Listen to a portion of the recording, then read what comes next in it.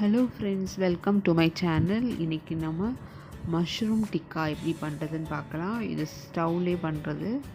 அதுக்கு முதல்ல capsicum, onion இது மாதிரி கட் பண்ணி வச்சுக்கணும். கேப்சிகம் இந்த மாதிரி க்யூபாக கட் பண்ணி வச்சுக்கணும். நடுசில் அந்த சீட்ஸு அதெல்லாத்தையும் யூஸ் பண்ணாண்டா அதெல்லாம் வெளியில் போட்டுருங்க. மஷ்ரூமை க்ளீன் பண்ணிவிட்டு இது மாதிரி ரெண்டாக வெட்டி வச்சுக்க வேண்டியதான்.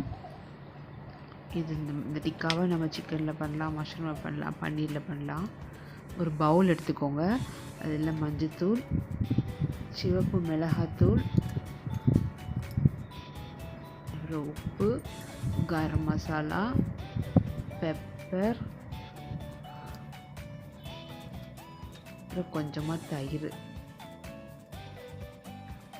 எல்லாம் சேர்த்து ஒரு திக் பேஸ்ட் மாதிரி ஆக்கிக்கணும்.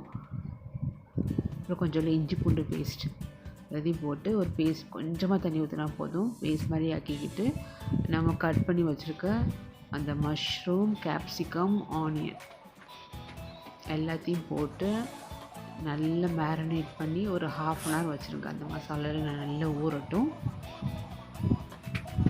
இல்லை பன்னீரில் பண்ணால் நல்லாயிருக்கும், போன்லெஸ் சிக்கன் பீசஸில் பண்ணால் நல்லாயிருக்கும். என் பையனுக்கு பன்னீரில் பண்ணால் ரொம்ப பிடிக்கும்.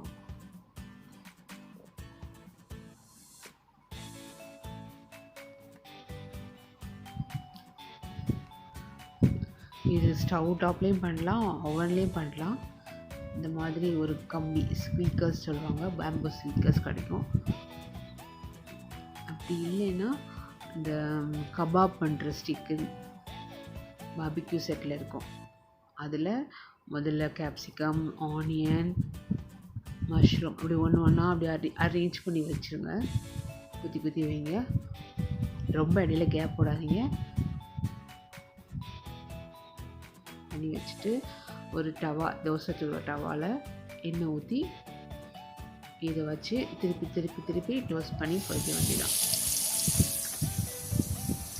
நீங்கள் ட்ரை பண்ணி பாருங்கள் ஃப்ரெண்ட்ஸ். இது ஸ்டார்டர் ரொம்ப நல்லாயிருக்கும். இதை ட்ரை பண்ணி எப்படி இருந்துச்சுன்னு சொல்லுங்கள். தேங்க்யூ ஃபார் வாட்சிங்.